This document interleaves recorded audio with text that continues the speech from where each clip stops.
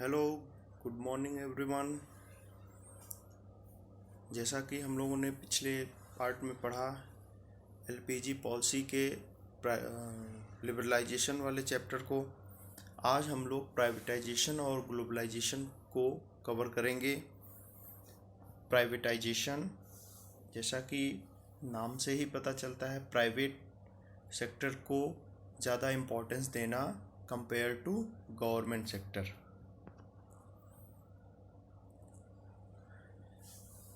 First of all, what do you mean by privatization? Privatization means allowing the private sector to set up more and more of such industries as were previously reserved for the public sector. Under it, existing enterprises of the public sector are either wholly or partially sold to private sector.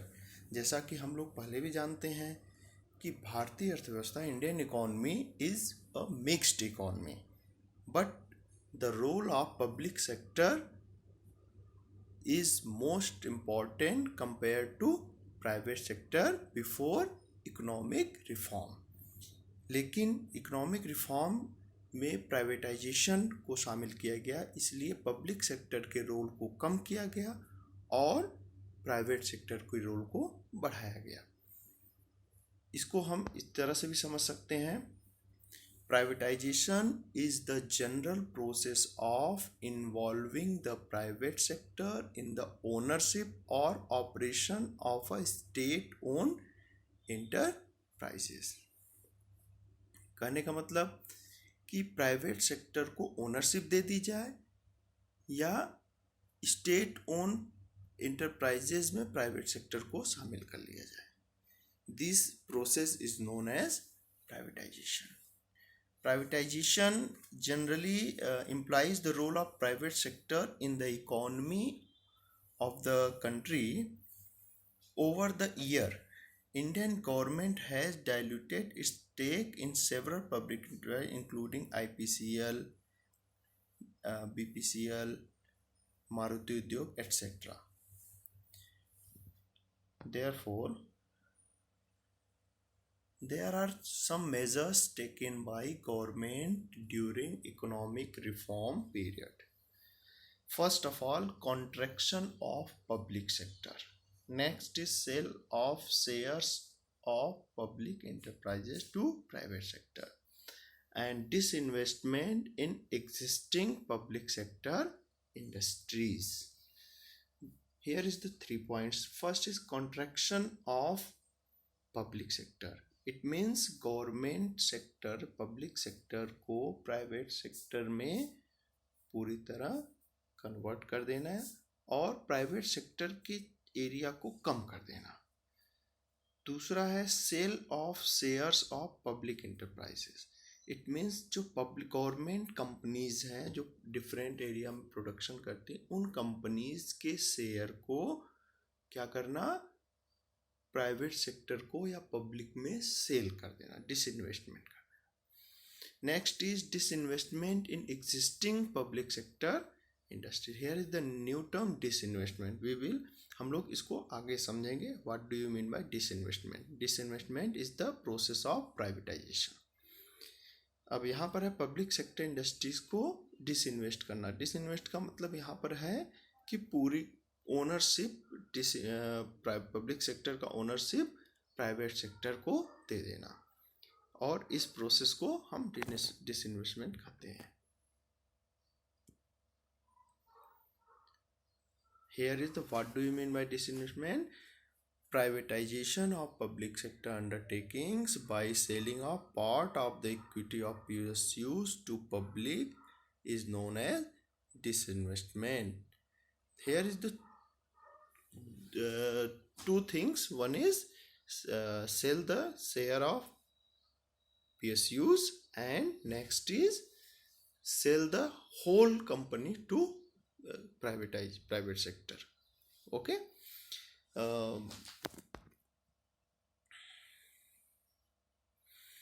There are two ways to government companies can be converted into private company. How many ways? There are two ways which is adopted by government.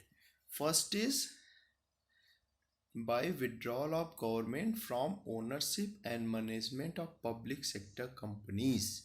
इसका मतलब यहाँ पर है कि जो public sector company है वो पूरी की पूरी प्राइवेट सेक्टर को स्ट्रेटजिक सेल में बेच दी जाए, ठीक है ना।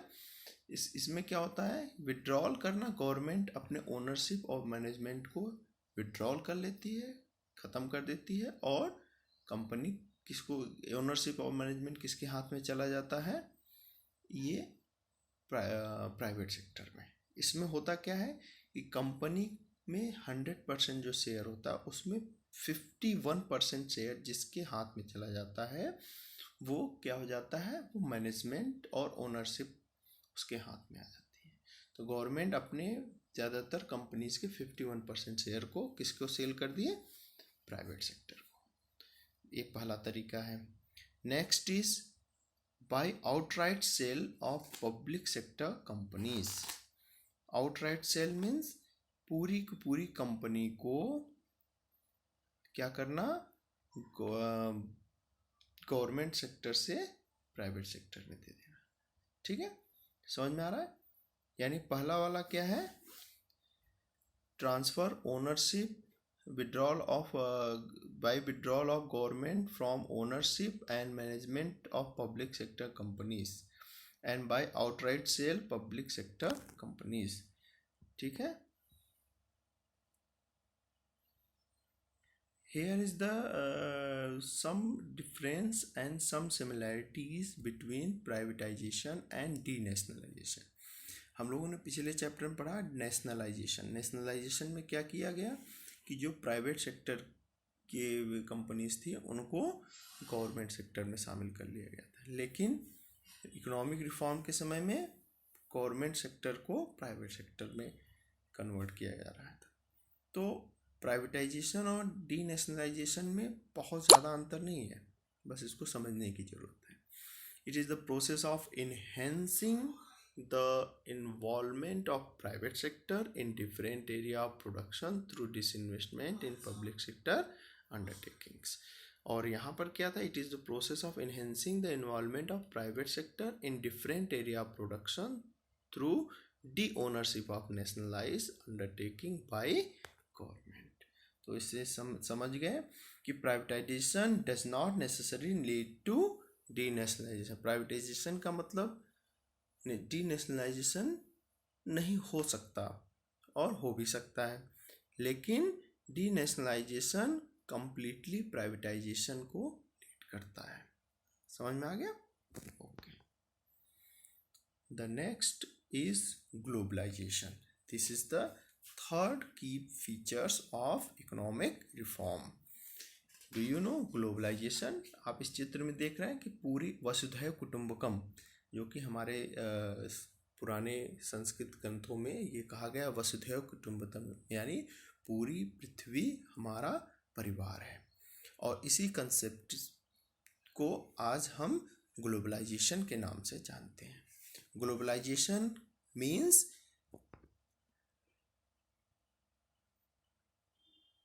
Integrating the economy of a country with the economies of other countries under condition of free flow of trade and capital and movement of person across border.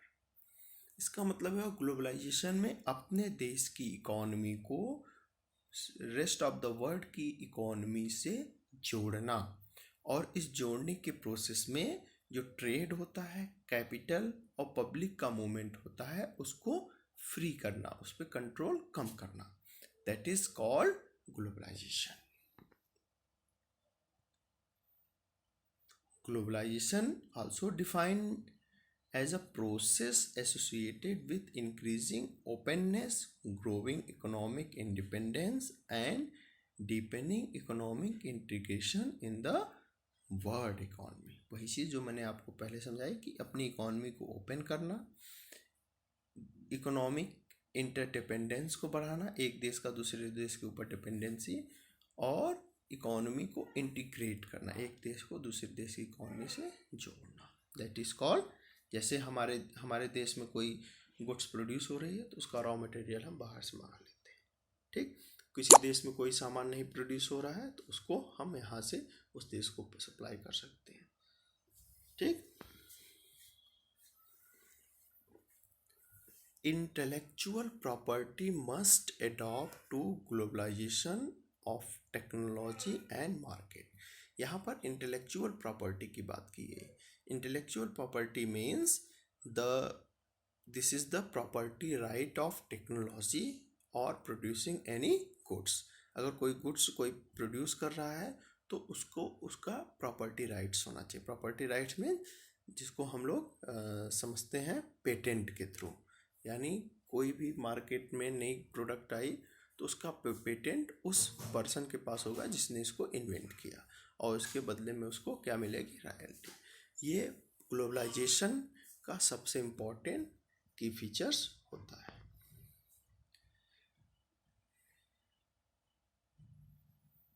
Globalization involves creation of network and activity transcending economic, social, geographical boundaries. It attempts to establish link in such a way that happening in India can be influenced by events happening miles away. जैसा कि globalisation में क्या है कि एक ऐसा network और activity को क्रिएट करना, बनाना कि इकोनॉमिक, सोशल, जियोग्राफिकल बाउंड्री की कोई इम्पोर्टेंस न रह जाए। और इसका मतलब यह है कि विश्व में कहीं भी कोई एक घटना होती है तो उसका पूरे विश्व की इकोनॉमी पर उसका असर पड़ता है। ये कहता है वैश्वीकरण। वैश्वीकरण एक परिवार, जैसे परिवार में किसी सदस्य को कोई अच्छी या बुरी प्रॉब्लम होती है, मतलब प्रॉब्लम कोई भी हुई तो उसका असर पूरे परिवार पे पड़ता है। That is called globalization.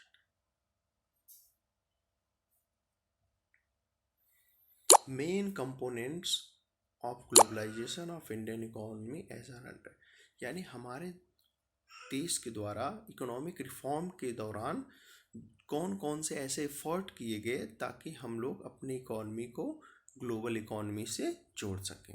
तो यहाँ पर कुछ इम्पोर्टेंट पॉइंट्स हैं, that are increase in equity limits of foreign investment, partial convertibility, long-term trade policy, reduction in tariff. First is increase in equity limit of foreign investment। जैसा कि हम privatisation में करते थे कि प्राइवेट कंपनियों को की इक्विटी लिमिट को बढ़ा दें गवर्नमेंट सेक्टर में, उसी तरह से फॉरेन इन्वेस्टमेंट में क्या है कि फॉरेन कंट्री के इन्वेस्टमेंट का जो लिमिट है वो हमारे देश में बढ़ जाए। यानी कंपनियों में जो इन्वेस्टमेंट लिमिट है, मान लीजिए 40% था तो उसको बढ़ा के 51 से 100%, यानी अब फॉरेन कंपनियां हमारे देश में आके मैनेजमेंट और ओनरशिप को भी प्राप्त कर सकती हैं। Next is partial convertibility of rupee. There is the partial convertibility means full convertibility, there is next things. Partial convertibility का मतलब है कि हमारे रुपीज़ का डॉलर के रूप में कन्वर्टिबिलिटी, जिसको हम एक्सचेंज रेट बोलते हैं। तो ये कन्वर्टिबिलिटी वर्ड क्यों आई, इसका मतलब ये है कि ट्रेड में जो हम फॉरेन कंट्री से ट्रेड करेंगे या कैपिटल का फ्लो इनफ्लो आउटफ्लो होगा, उसमें कन्वर्टिबिलिटी पार्शियली रूप से होगी। यानी लोग मार्केट से, डायरेक्ट मार्केट से, एक होता है कि हम रुपए के बदले में डॉलर कहाँ प्राप्त करते हैं, आरबीआई के थ्रू, लेकिन लोग अगर पार्शियल कन्वर्टिबिलिटी होगी तो ट्रेड में लोग direct market, foreign exchange rate market से डायरेक्ट वो रुपए के बदले में डॉलर प्राप्त कर सकते हैं। That is called partial convertibility. Long term trade policy in conformity with economic reform, foreign trade policy was in force for long duration, 5 years. Under this policy, all restriction and control of foreign trade has been removed. यानी पहले हमारे देश में एक साल की trade policy या short term होती, अब हमने क्या बनाया, long term trade policy adopt की ताकि हमारी इकॉनमी वर्ल्ड इकॉनमी से जुड़ सके। तो इसलिए डिफरेंट रिस्ट्रिक्शन और कंट्रोल को भी कम किया गया। Reduction in tariff. Tariff is the main barrier of globalisation, process of globalisation. यानी ग्लोबलाइजेशन को रोकने में टैरिफ और कोटा, दूसरा कोटा, ये दोनों ही ग्लोबलाइजेशन को प्रभावित करते हैं। तो पहले हमारी इकॉनमी क्लोज इकॉनमी थी, ठीक। क्लोज इकॉनमी का मतलब हमारी इकॉनमी का रेस्ट ऑफ द वर्ल्ड की इकॉनमी से कोई संपर्क न होना है, बहुत नाम मात्र का। बट जब ओपन इकॉनमी हो गई, जिसको हम ग्लोबलाइजेशन का प्रोसेस करते हैं, तो हमारी इकॉनमी में जो टैरिफ फॉरेन गुड्स के एक्सपोर्ट पर और इंपोर्ट्स पे हमने जो टैरिफ लगा रखा था उसको कम किया गया। साथ ही साथ जो कोटा था, quota means restriction on the export import of goods, quantity जो होती है इंपोर्ट्स की उसको कंट्रोल करना, दैट इज कॉल्ड कोटा। तो उसको ग्रेजुअली रिड्यूस किया गया। अब नेक्स्ट थिंग इज ग्लोबलाइजेशन का सबसे इम्पॉर्टेंट की फीचर्स होता है आउटसोर्सिंग। लेकिन उसके पहले हम लोग ग्लोबलाइजेशन के पॉजिटिव एंड नेगेटिव इम्पैक्ट्स को समझेंगे। पॉजिटिव और नेगेटिव इम्पैक्ट्स क्या हो सकते थे? ग्लोबलाइजेशन का फेवर में क्या है या पॉजिटिव क्या है? Greater access to global market, advance technology, better future prospect of large industry of developed industry to become important player in international arena। यानी ये important पॉजिटिव फेवर्स हैं जो कि ग्लोबलाइजेशन पॉजिटिव इम्पैक्ट है। लेकिन इसके अलावा कुछ नेगेटिव इम्पैक्ट्स भी हैं ग्लोबलाइजेशन के, जैसे कि benefits of globalisation occurs more to developed countries and they are able to expand their market in other countries। यानी इसको इस तरह समझ सकते हैं कि जो वर्ल्ड में डेवलप्ड कंट्री है, बड़ी इकॉनमी है, उनको इसका ज़्यादा फायदा होगा compare to developing economy. Globalisation compromise the welfare and identity of people belonging to poor country। यानी जो पुअर कंट्री के लोग हैं उनकी आइडेंटिटी और उनके वेलफेयर के बारे में बात नहीं की जाती ग्लोबलाइजेशन में, जिससे उनका वेलफेयर पर प्रभाव पड़ेगा। और market driven globalisation increase the economic disparity among nations है। और देखो मार्केट, चूँकि ग्लोबलाइजेशन किसके द्वारा चलाया जा रहा है? मार्केट के थ्रू। दो चीज़ें होती हैं, एक मार्केट, दूसरा गवर्नमेंट।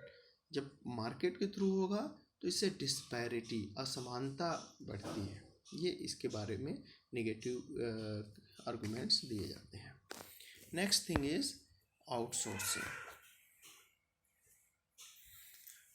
आउटसोर्सिंग ये वर्ड बहुत ही चर्चित और बहुत इम्पॉर्टेंट है। आउटसोर्सिंग क्या होती है? This is one of the important outcomes of globalisation process. अगर ग्लोबलाइजेशन प्रोसेस होता है तो उसका बहुत बड़ा इम्पॉर्टेंट आउटकम्स है। In outsourcing a company hired regular service from external sources, mostly from other countries which are previously provided internally or from with the country।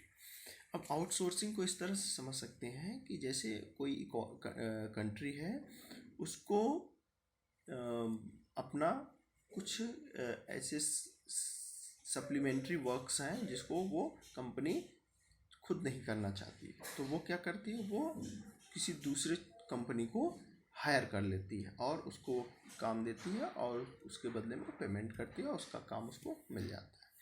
तो इससे क्या होता है कि जो स्किल होती है वो उस कंपनी के पास होती है जो उस काम करने में महारत हासिल है, तो वो अच्छे से उस काम को और कम प्राइस में उसको मिल जाता है। वही कंपनी काम अगर कंपनी करेगी तो उसको ज़्यादा कॉस्ट और अच्छा काम नहीं मिलेगा।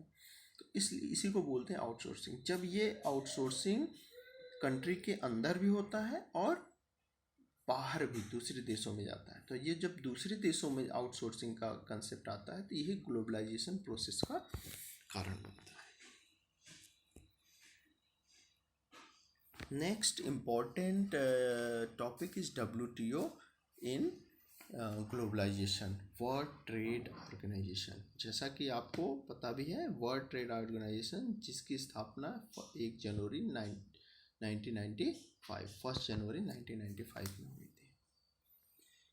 World trade organisation international body and promotes and enforces the provision of trade laws and regulation.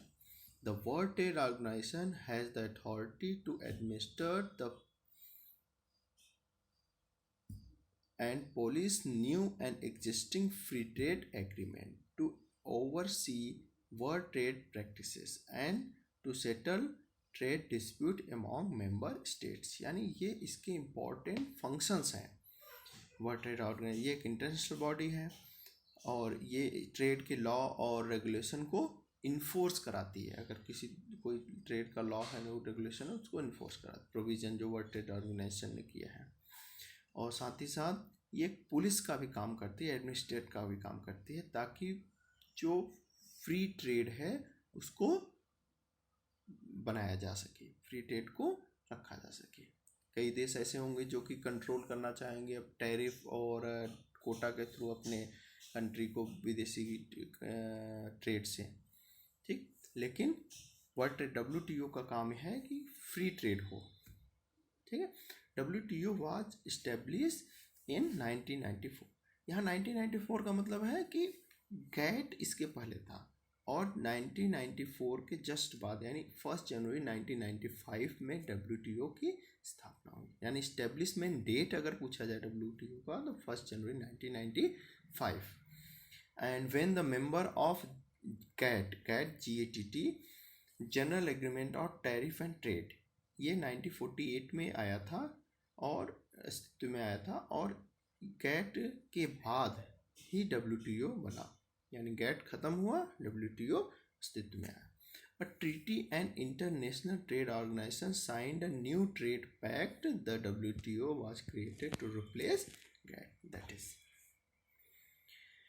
WTO agreements cover trade in goods as well as services to facilitate international trade through removal of tariff as well as non-tariff barriers and providing greater market access to all member countries. यहाँ पर सबसे important WTO में जो भी country इसका member बनता है, जो इसके साथ एग्रीमेंट करता है, तो ये क्या करता है कि ये गुड्स और सर्विसेज को फैसिलिटेट कराता है इंटरनेशनल ट्रेड के थ्रू।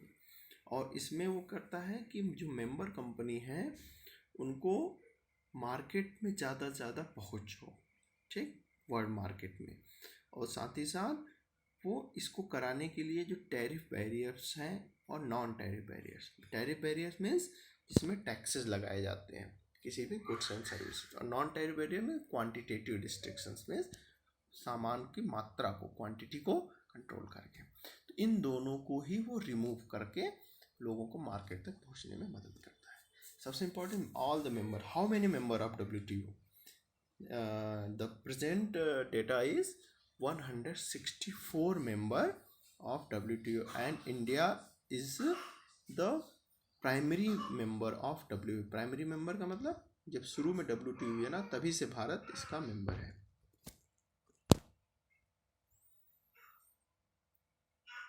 अब सबसे इम्पोर्टेंट पॉइंट्स आता है Indian economy during reform and assessment. यानी अभी तक हम लोगों ने पढ़ा कि इकोनॉमिक रिफॉर्म क्या होता है, LPG पॉलिसी क्या होती है, लिबरलाइजेशन क्या। अब हम जानेंगे कि इकोनॉमिक रिफॉर्म का हमारी इकोनॉमी पे क्या असर पड़ा, क्या उसका पॉजिटिव इम्पैक्ट रहा, क्या नेगेटिव इम्पैक्ट रहा, क्या इकोनॉमिक रिफॉर्म से हमें कुछ फ़ायदा हुआ या नुकसान हुआ, इसके बारे में। इंडियन इकॉनमी, अब देखिए ये कुछ पुराने डेटा हैं, जैसे हमारा GDP $806 बिलियन, ठीक, 2005। GDP पर कैपिटा इनकम ये 736 पर $, 2005 का, ठीक। और नंबर ऑफ वर्कर्स हमारे यहाँ कितने थे, 43 करोड़। तो ये हमारे हम जो भी ये सब हैं, ये हमारी इकॉनमी का आफ्टर इकोनॉमिक रिफॉर्म के बाद का सिचुएशन है। नेक्स्ट इज अब उससे भारत पे क्या फ़ायदे हुए कुछ, तो उसमें सबसे में India is seen a successful exporter of auto parts, engineering goods, IT software, textile in the reform period. Rising prices have also been kept under control. यानी इकोनॉमिक रिफॉर्म करने से हम कुछ गुड्स में बहुत अच्छे एक्सपोर्टर बन के निकले, लेकिन साथ ही साथ हमने जो प्राइसेस थी उसको कंट्रोल किया. लेकिन उसका economic reform process has been widely criticised for not being able to address some of the basic problem facing our country, especially in the area of employment, agriculture, industry, infrastructure development and fiscal management. यानी ये कुछ sector हैं जो कि बहुत बड़ा sector है employment के लिए, एग्रीकल्चर, इंडस्ट्री, इन सब में हम पूरी तरह सक्सेसफुल नहीं हुए, यहाँ पे हम फेल हुए. तो क्या है ग्रोथ एंड एम्प्लॉयमेंट. हमारा ग्रोथ रेट तो बढ़ा, लेकिन इस इकोनॉमिक रिफॉर्म पीरियड में हमने सफिशिएंट एम्प्लॉयमेंट अपॉर्चुनिटी जनरेट नहीं कर पाए. ठीक है ना. It means growth without employment. और इससे क्या होता है कि अगर एम्प्लॉयमेंट ग्रोथ ज़्यादा हो रहा है, एम्प्लॉयमेंट कम हो रहा है, तो उसका बेनिफिट्स लोगों तक नहीं पहुंचता है. Economic reform in agriculture. Economic reform also not beneficial for agriculture expected rather than growth rate has slowed down. और इसका कारण है कि एग्रीकल्चर सेक्टर में जो एक्सपेक्टेड ग्रोथ रेट थी वो ग्रोथ रेट हम पूरा प्राप्त नहीं कर सके. Next is reform industry. Economic reform in industry too have not shown encouraged result. Industrial growth has recorded a slowdown, and this has happened on account of diminishing demand of industrial product due to various reasons such as cheaper import, inadequate investment in infrastructure. अब देखिए सबसे important है कि हमारे यहाँ सामान तो सब उसकी अवेलेबिलिटी बढ़ी, लेकिन इकोनॉमिक रिफॉर्म का एक दूसरा साइड इफेक्ट है कि हमारी जो इंडस्ट्री थी, हमारे देश की इंडस्ट्री, भले ही हमने उसको प्राइवेटाइज किया, लेकिन उसकी प्रोडक्ट की डिमांड उतनी नहीं रही जितनी कि फॉरेन गुड्स की थी. ठीक, क्योंकि वो सस्ते थे. ठीक है, और कंपेयर टू क्वालिटेटिव, तो इसलिए जो है हमारे यहाँ के सामान की डिमांड नहीं हुई. और साथ ही साथ जो हमारे यहाँ का infrastructure means roadways and banking, finance, communication, इन सब सेक्टर में पर्याप्त इन्वेस्टमेंट न होने की वजह से, ठीक है, पावर्स में पर्याप्त इन्वेस्टमेंट न होने की वजह से हमारे यहाँ इंडस्ट्रियल सेक्टर पे ज़्यादा फ़ायदा नहीं हो पाया इकोनॉमिक रिफॉर्म का. Next is reform and physical policy. Physical policy means government जो भी इनकम करती है और जो एक्सपेंडिचर करती है उसको हम फिजिकल पार्ट से जोड़ते हैं, government budget. Economic reform have placed limits on growth of public expenditure, especially on social sectors.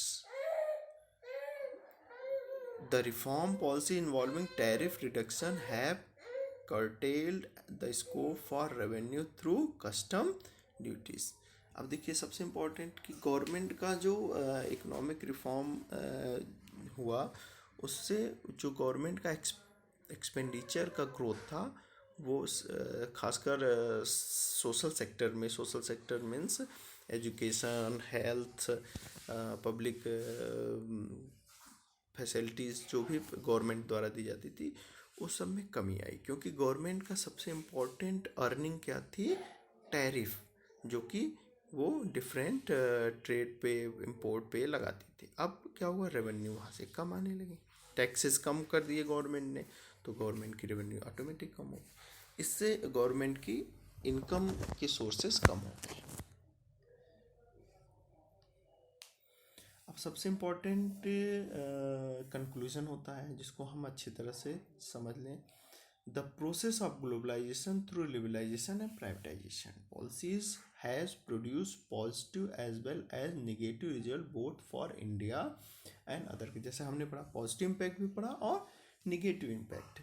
Some scholar argue that, कुछ लोग कहते हैं कि globalisation should be seen as opportunity integrated access to global market, high technology, increase possibility of large industry of developing countries to become important player in international Arena. यानी इसको हमें इस रूप में लेना चाहिए कि हम ग्लोबल मार्केट तक हमारी पहुंच हो, जो हमारे यहाँ सामान आसानी से प्रोड्यूस न उसको हम आसानी से मार्केट इंपोर्ट कर सकें, और जो हमारे यहाँ अवेलेबल है हम उसको वर्ल्ड मार्केट में उसको सेल कर सकें, ज़्यादा हमें मार्केट बड़ा मार्केट मिलेगा, साथ साथ कंपटीशन बढ़ेगा, इफ़िशियंसी इकोनॉमी की बढ़ेगी। ठीक है, इससे आउटकम अच्छा आएगा। Thank you.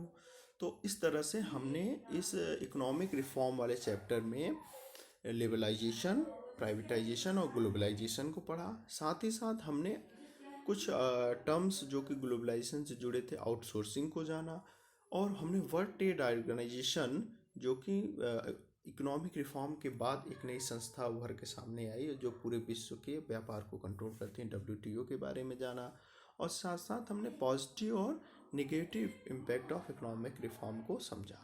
इस प्रकार ये हमारा चैप्टर पूरा होता है। थैंक यू, धन्यवाद।